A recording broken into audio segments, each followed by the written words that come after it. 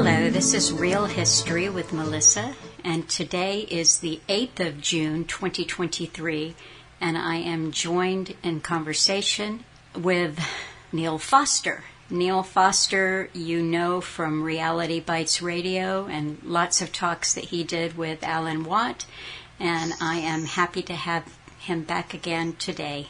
Hi, Neil. Hi, good to be back again.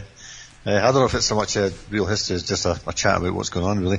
But I suppose one thing I did, I remembered actually when we did the first real history was my experience of propaganda when I was living in Turkey and took a visit to Greece, and mayhem took over when somebody was just grabbed by the Greek military police and put in prison, and I was the only one that stayed behind off the ferry to get the guy out of prison. But that's a long story, so we won't go into that here.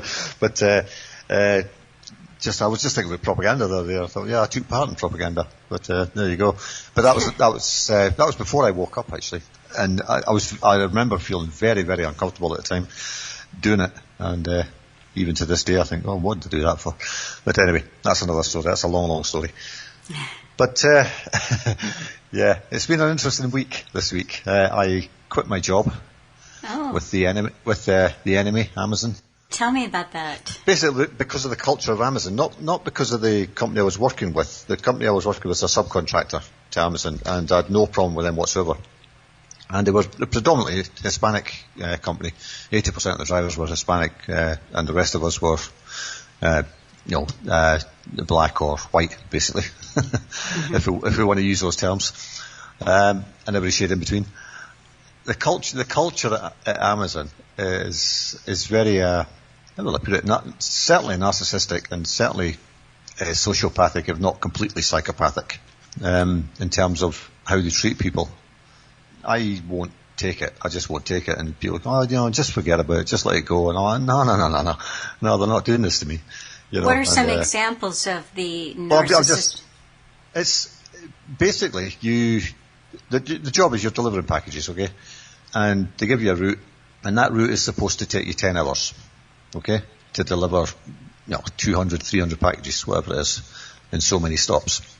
And you get 2 15-minute breaks a day, which are paid for by the company that you work for, the subcontractor, and your half-hour lunch, which isn't paid for by anybody. So when I went to the interview with the subcontractor, I was told that, you get paid 10 hours regardless. If you finish in 8 hours, you'll get paid for 10. Okay? So I thought, okay, well that was it. That was the only incentive for me to take the job, because the wages weren't that great. So I thought, okay, I've got 50 minutes to drive to work, 50 minutes back. If I don't take my breaks and my lunch, which I never really wanted to take anyway, because I'd rather just do the job and get it done and get home, then that's fine. I'll save that hour, and that'll be my travel time back home. I was doing that, and what Amazon does is basically say, well, since this guy's not taking his breaks or lunch, we can give him more work to make sure he does 10 hours. And then they got a complaint or something that I hadn't delivered packages to an address or something, the wrong address. And I say, well, show me the photograph. And say, oh, there isn't a photograph. Because Amazon is supposed to take photographs of every package you deliver, but on some occasions it doesn't let you. So I say, show me the photograph. And they go, oh, we don't have a photograph. And I'm like, well, I know I delivered that stuff to the right address. I can tell you exactly where that house is and where it's situated, blah, blah, blah, And this is my subcontractor I'm talking to. So I get the blame for that. These packages go missing. I'm like, well, they stole it, obviously. Basically, Amazon needs to check whether they reordered that stuff or they got a refund. If they applied for a refund, they got the stuff, right? Simple as that, And they went, oh, well, yeah, I know what you're saying, but Amazon doesn't look at it that way. I said, well, that's fine if they don't look at it that way. I don't care. And then from the same people, I started getting complaints that I was throwing packages around, right? Because after that, they were the type of houses where you could take a photograph of the package and the door number, the house number. So I did that deliberately every time I went around this certain area, because I got the same route every day, and I've seen the cops there 3 times in this one area, and people were getting food deliveries from Walmart, and people had been through the bags. People had stolen the food off the people's doorsteps, and it was so obvious. I thought, well, that's the kind of characters that live around here. I'm going to make sure I'm, taking photographs of the door numbers and all the rest of it. And I says, okay, well, show me the video of me throwing these packages around, because I never do. I said, we don't have a video. I said, well, how do you know I'm throwing packages about? Oh, somebody said so. I said, well, how did they see me then? Where did they see me doing this? Well, these people that have reported me are obviously the people that I deliver to. So did they see me through their front door? This is nonsense. And then my subcontractors, I would say one thing about them was spineless. Absolutely spineless. They wouldn't stand up to Amazon at all. And I said, well, if there's no video and there's no actual evidence, and Amazon knows there's no evidence, why are you even talking to me? And the guy goes, Amazon tells us that we've got to do coaching when they get complaints. So I says, well, you can stick that with the sun don't shine, because I ain't doing that. And I says, I haven't done anything wrong, and so you have to be re-educated how to deliver packages. Yeah, that's exactly what he said. And I says, listen to what I'm saying to you. I said, I've done 4 peak seasons with UPS, right? And I said, I've never had one complaint except from a drunk golf cart driver who passed me to tell me I was going too fast, right? That's the only complaint I ever had in 4 years. I said, and now you're telling me all these people are complaining about me, about my way I deliver packages. I said, look, even by your own metrics, and they have all these metrics about being friendly and respecting private property, and you can't reverse over 3 miles an hour, and all this kind of garbage, and they've got cameras in the cabs. And I says, look, even by your own metrics, I says, myself and the other 2 people I know that I've worked with for the past 4 years at UPS, are your top 3 drivers. So, if Amazon doesn't appreciate that, then I'm not even working for them. Simple as that. So you can stick it. So that was that. Well, and they said, we really don't want you to leave because you're one of our best drivers now. I says, well, that isn't my problem. That's your problem. I says, Amazon keeps saying, safety is our priority. Safety of our drivers is our priority. But they're not their drivers. See, that's the thing.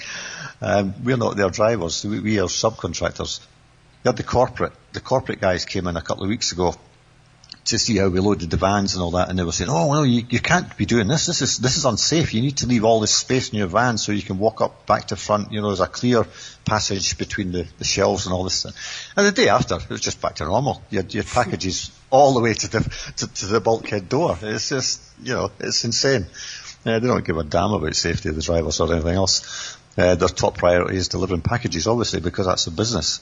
And I said to the guys, the management team there, I says, I don't have a problem with you, but you guys won't stand up for your drivers, so what do you expect? And then one of the guys, an older guy, he realised what I was talking about, and I had a kind of private conversation with him. He says, we're getting into trouble with Amazon because we can't hold on to drivers. I says, well, you can't hold on to drivers. It's because of Amazon.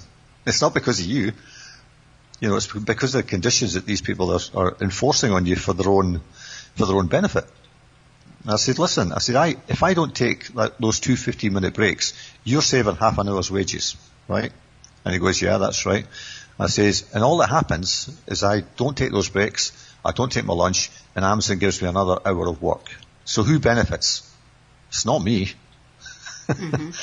I'm losing, And I said, but I'm quite prepared to do that. And I said, I'll tell you something else. I said, I've brought back 2 packages in the last 2 months. 2 packages, right? And I see consistently people bringing 5 and 6 packages a day. I says, one was because it was the tracking numbers were the same and I could only deliver one of them because it wouldn't scan the other one because it's already delivered, apparently. And the other one was because, this is a crazy one. I was standing at a door, right, in an Amazon uniform with a package. And sometimes, depending on the value of the package, they'll ask for a password to make sure you give it to the right person. And she refused to give me the password because she wasn't comfortable giving the password out to me. I'm like, okay, well, I'll just take this back then. I'm like, I'm standing here with your package. Do you want it or not? It's just crazy. But anyway, that's the only 2 packages. But he says, I think some of the complaints have been that you've not been delivering the package to the exact location that the person wants it. I says, well, I'll tell you what. I says, if I did that, they'd never get half of these packages because the place they want it, they've either got dogs in the yard or it's just open to the elements and it'd be blown away or soaked or whatever. I says, I buy my own plastic bags to put boxes in, and stuff that's going to get ruined. And he went, what? I says, yeah, I buy my own plastic bags so I can make sure I can deliver stuff. And he said, that's why I don't bring anything back.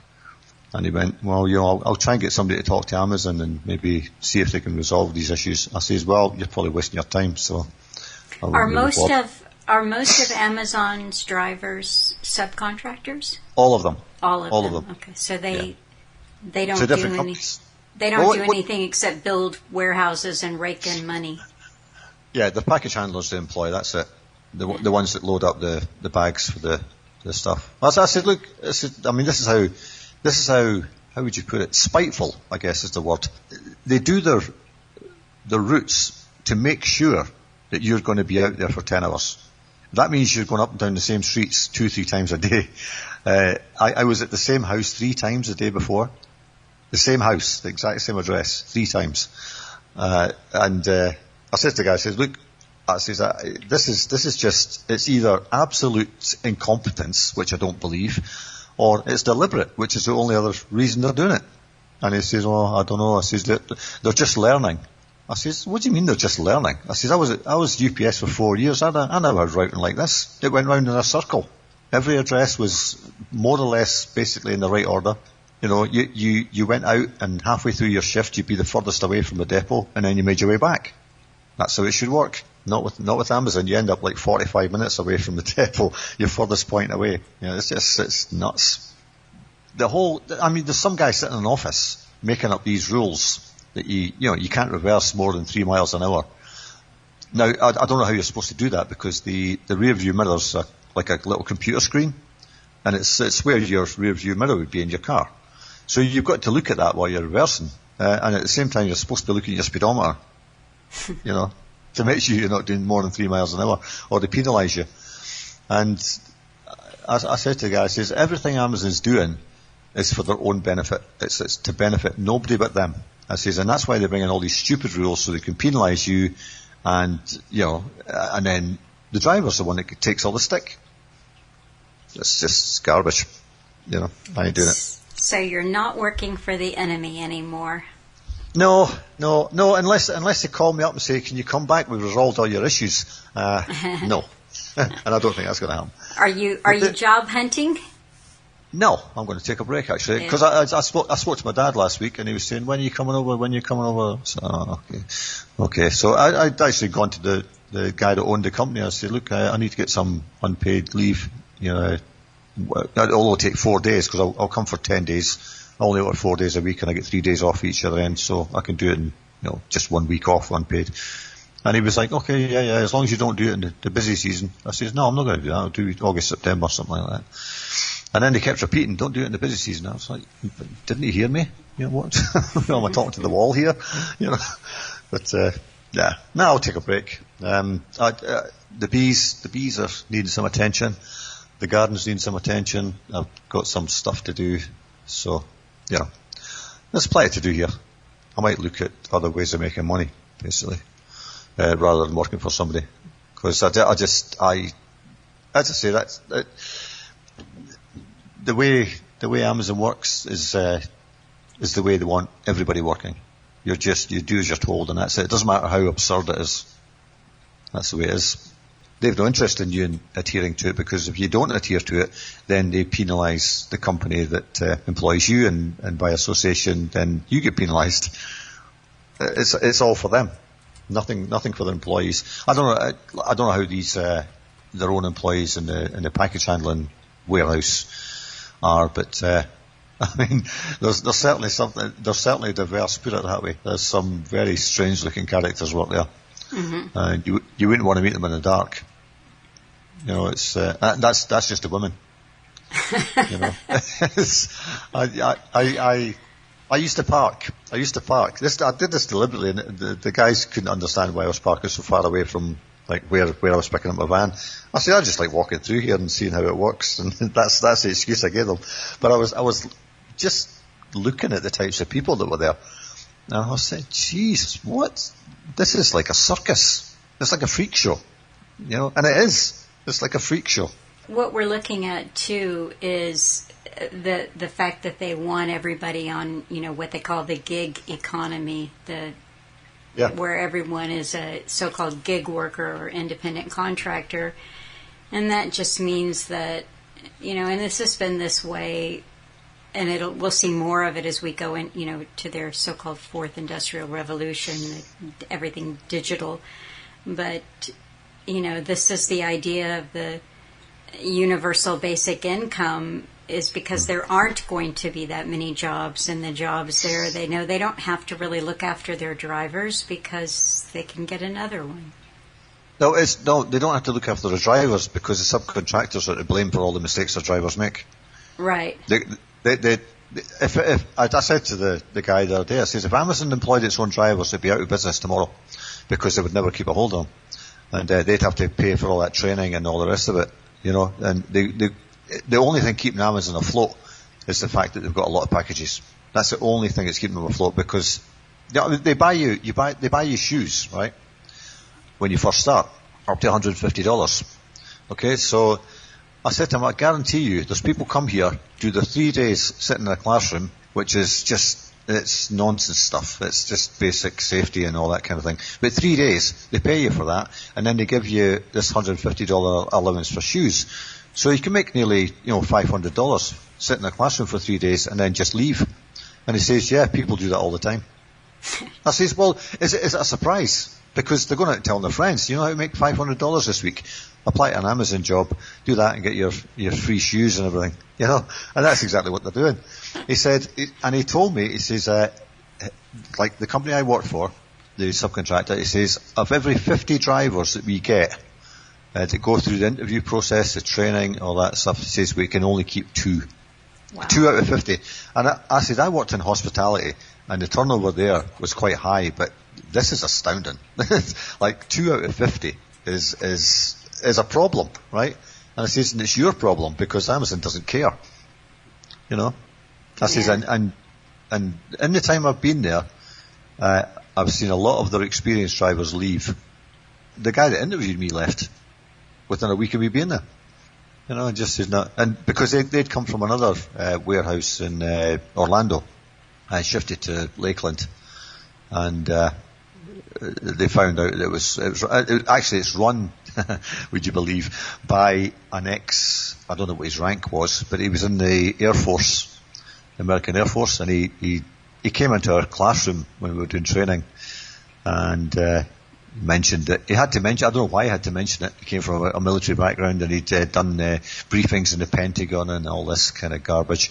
And I thought, oh, Jesus, this is what's running Amazon, is it? One of these guys who thinks, he's still a colonel or whatever, and he can order everybody about. One of the things he actually said was, don't have anything to do with dogs. If you go to a place with dogs, you bring that package back if you don't feel safe. I repeated that to the guy the other day. I says, this is what I was told at training. I says, and I had a country route, right, a rural route. I says, if I was to bring packages back for every dog that was in the yard, I says, I'd be bringing back 20 or 30 packages a day. I says, and then I'd be fired. Right. And he says, yeah, you would be. I says, yeah, I know. I says, but I find a way of delivering it. I find a way around that. I says, because I've got initiative, and Amazon doesn't like that. Interesting. I said, there's no excuse for it. I mean, this was cruel, but on my last day, they sent somebody to rescue me because it was my last day. Now, a rescue is when you're supposed to be struggling to finish your round, and I wasn't, but they were just doing me a favour because I'd been screwed over the couple of days before. I had this one road, and it's in the country, and there's lots of dogs, there's lots of gates. You basically can't get to the houses at all. Right, and you've got to put the stuff over the gate in a bag, or you've got to avoid the dogs and all the rest of it. And this young guy turned up, and I explained this. I said, you've got 11 stops on these roads, and I explained virtually every house he was going to. And I says, there's a dog there, you've got to be careful there. This is what you've got to do. You've got to open the gate, get the stuff in, shut the gate before the Alsatian gets to the gate. Right? and I said, don't go on that drive because it's full of sand, you'll never get out. All this kind of stuff. And I explained it to him. And I had about 20 stops left, right? So I did my stops. I drove 45 minutes back to the depot, and he still hadn't done those 11 stops, right? And I said to the guy, I says, I bet he comes back with packages as well. I says, it's not his fault. It's not his fault. He's following the rules. But he's going to come back with stuff. So somebody will have to go rescue the rescuer. No, you'll bring them back, and then somebody else has to try and deliver them the day after. So, I says I don't do that. I don't bring anything back. I'll make sure I get it delivered and that's it. But if that's not good enough for Amazon, then that's fine. They can do without me. All right. But anyway, we've spoken too long about Amazon because, there's more important things than them. But you actually had told me about a few things that were on your mind this week. You sent me an email with a few links, which were interesting. Did you want to start with Jane Fonda? Jane Fonda, yeah. What my thoughts on that was that she must have white relatives because she's obviously not from an ethnic minority background. So maybe she should round up all her male relatives and put them in jail first. And that would set a great example to us all. And then we might say, well, she's actually serious. She's actually, standing by her convictions and putting her own family in prison first because they're responsible, right? So she, but it's racist as well. Not just she white men, came out racist. with a speech at the Cannes Film Festival that you had sent me a bit of it. And she said that white men are to blame for the climate crisis, and that this whole climate crisis would be resolved if it wasn't for white men, and at the root of it is white man's racism, et cetera, et cetera. It went on and on. Yeah, racism controls the weather, right? Right. I guess there's if racism controls the weather, then the weather would be different in every country in the world, wouldn't it? It'd be complete because everybody would be doing their own weather, right? I had 3 reactions to that story when you sent it to me. The first was, I'd be willing to bet that her plastic surgeon is a white man. There's that for starters. I guarantee she's a racist as well. The second thing I thought is, we probably shouldn't even be talking about this because this was obviously a bunch of nonsense that was written for her. She's an actress. She's an actress, so she had a script that she was supposed to deliver, and the script was written intentionally to be just as insane and ridiculous as it could possibly be to get a reaction from people. And then the third thing I noticed, I actually looked at not just the link you sent me, because that was a Fox News link, which is always accused of being, far right and so forth. So I went and found the story in mainstream or left-leaning publications.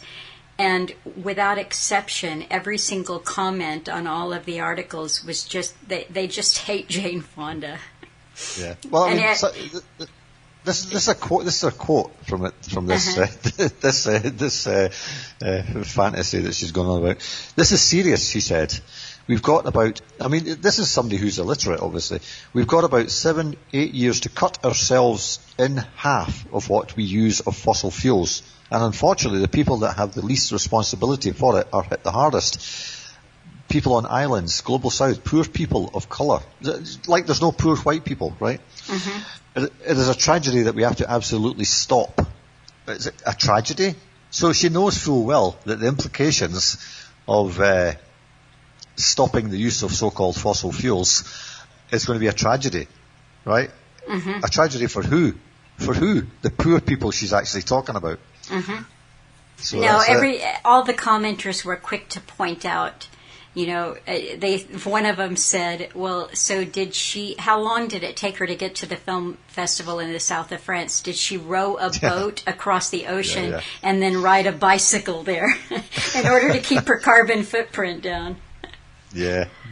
Well, there's a lot of hot air coming out of her. Maybe they should put a mask on her.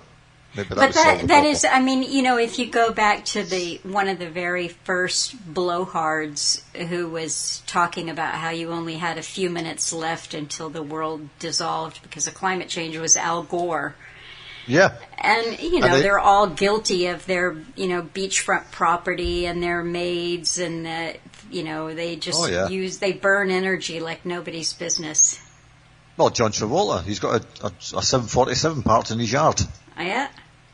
Never mind the amount of land that takes and the concrete you had to put down for the runway. Never mind all that. Just the fact that he's run about the place in his private 747 jumbo jet. For one person and his entourage. But it is farcical.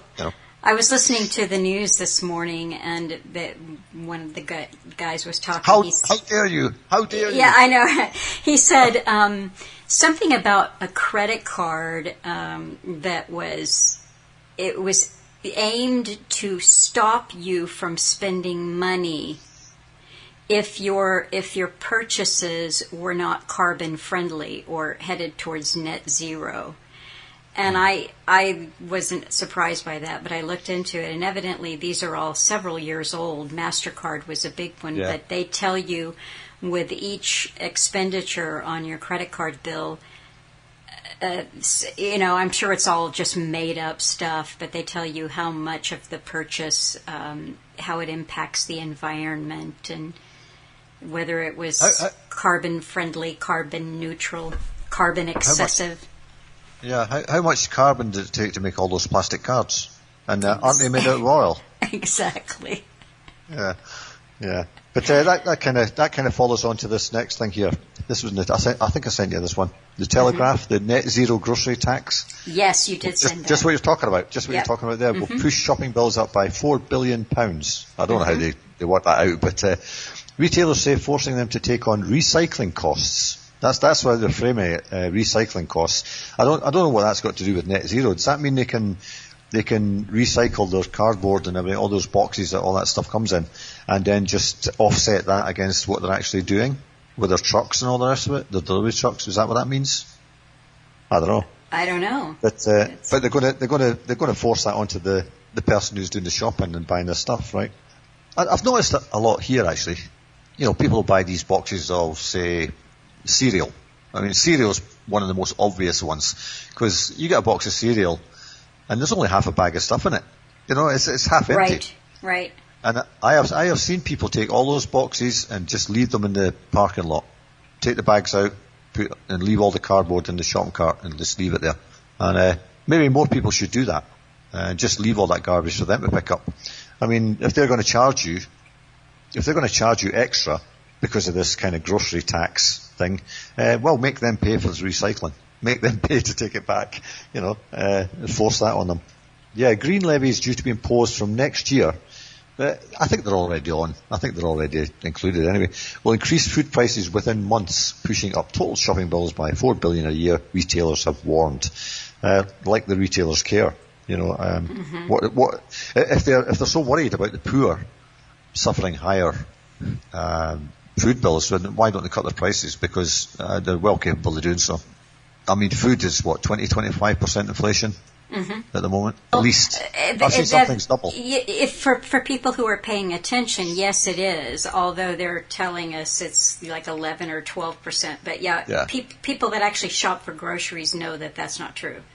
Well, I do all the grocery shopping for our house, and I've seen it happen. I've seen it day on day, or week on week, whatever. And the only thing that's not gone up. I'll give you two guesses. There's two things that have never gone up, and actually one of them has gone down quite dramatically lately. Have a guess. What has gone up? No, what's gone? What has alcohol. Never gone up? Alcohol. That's one of them. What's the other one? They kind of go together. Well, cigarettes have. Correct. Paula, unfortunately, smokes, and her cigarettes for a carton, 10 packs, 200 cigarettes, about 6 months ago, were $74. They are now $53. Interesting. Now, $20, that's a big drop.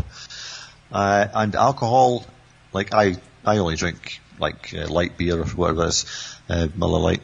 That's never gone up in price. As far as I'm aware, I don't drink liquor or anything, but I wandered through those stores just to see, what's in. I went in for Sambuca one day because I was cooking with it. That's it. But that's never gone up either. None of the liquor has gone up at all. Now they keep telling us that food's gone up because of supply chain issues, blah blah blah. But they seem to have no issues when it comes to cigarettes and alcohol. So that's a lie, right? It is a lie, and it's also.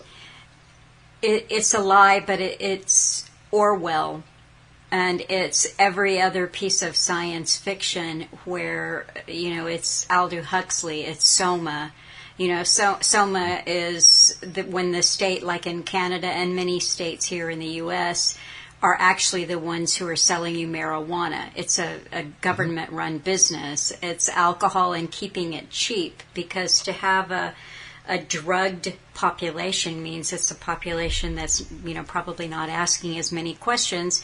And what does it do? It keeps you mollified or subdued. Yeah. Believe me, if people were sober to what's going on right now, there'd be a lot of angry people. But when take the edge off, you're okay. Yeah, right? I remember. I can't remember what year it was. Maybe I don't know, 96 or 2000 or whatever it was. There was a European soccer tournament in Holland. And Holland, of course, is famous for, their coffee shops with you can get any drug there you want, basically, on the streets or wherever. It's all legal, no problem at all. This was in the era of the soccer hooligan. They'd have rival teams, so-called supporters, which were just, I think, government-funded thugs, went out and fought each other in the streets, and innocent people were caught up in it, and got into all sorts of problems. And they did a big experiment and sent this tournament to Holland. They barely had any trouble whatsoever from anybody. And these people were still there, these so-called hooligans, but they're all smoking pot and taking all these other drugs and everything, and there was never a bit of trouble. Mm-hmm. So there's your experiment, right? Yeah, so the law, any of the insanity, particularly around sustainability, if you follow logic, it doesn't hold up, like saying supply chain or the materials, because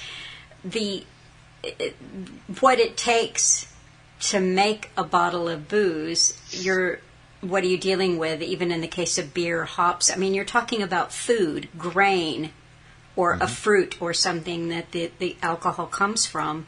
And if you are going to go and buy a bag of rice or a loaf of wheat bread, you better believe that you're seeing the price raise there. But miraculously, that basic ingredient doesn't get more expensive when it's being used for beer.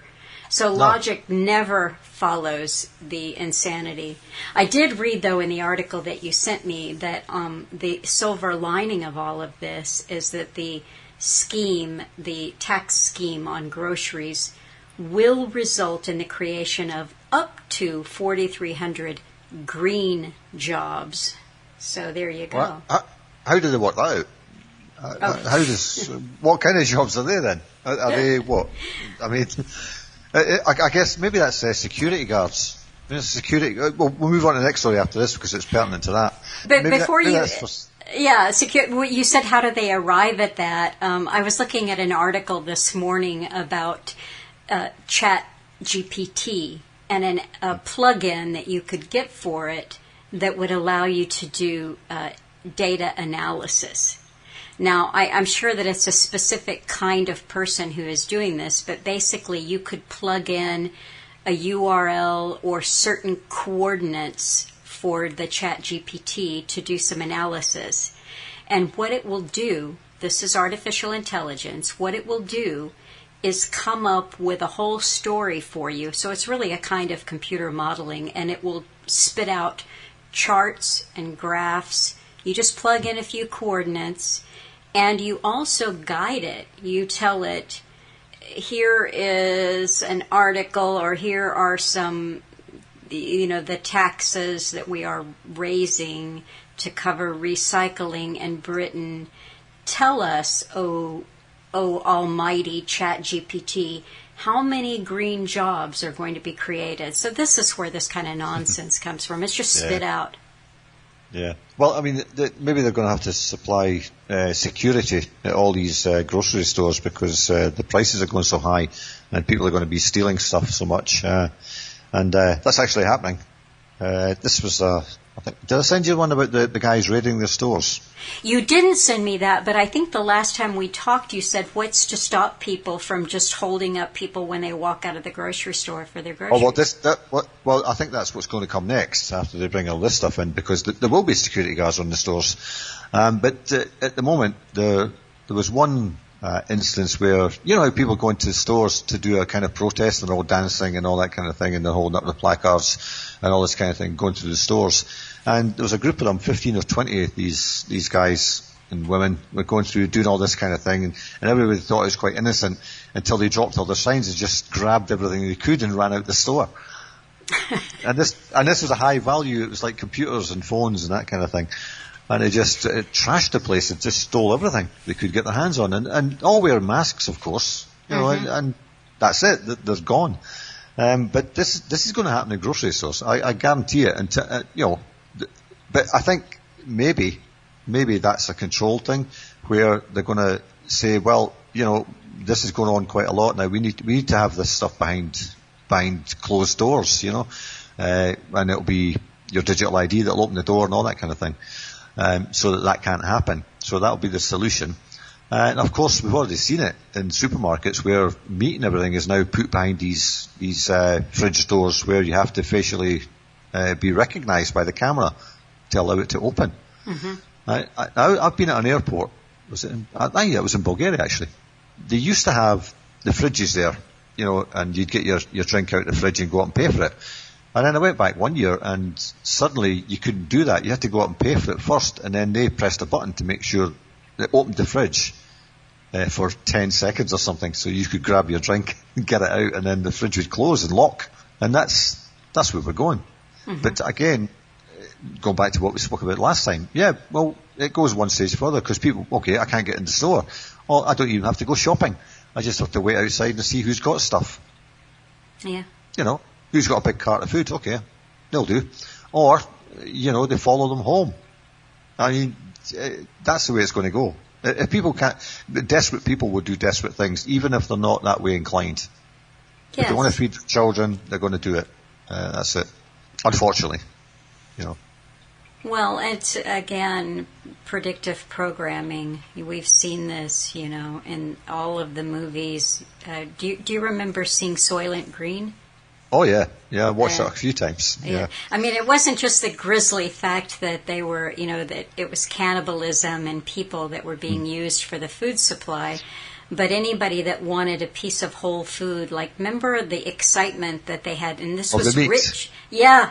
And the carrot and the little steak, and these were like, you look at that carrot, it was pathetic and kind of shriveled, but only a very wealthy person could afford to buy that carrot. Yeah. But in the movie, of course, they showed you that the elite had everything. There was no shortage of anything for them. And they had the luxury apartments and the hookers and all that kind of thing, everything they wanted. Well, I mean, it's no different to today, is it? It's exactly the same. Yeah? It's exactly the same. We're not far off it, are we? If they've got us eating bugs, then we're done, aren't we? Did I send you a thing about how... We talked the last time about the horrendous operations on the transgender people. I mean, we've totally changed topics here, but I've got a kind of description here about what's done to them. But just as a bit of humour to start with, and going back to Amazon, they're actually selling a T-shirt on Amazon, right? And it's all in rainbow. This writing is all in rainbow colours. And it says, there are more than two genders. And so you click on it, right, and you go, okay, I'll place an order. And it only comes in two sizes, men and women.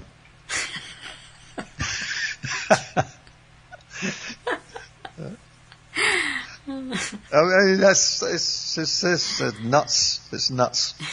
I mean, I don't know why somebody's not taking them up. I'm not one of those. Have you got another size, please? You know, they can't even tell you what a man or woman is. So how would they know what size they are? Yeah, it's just bizarre. Funny. It's bizarre.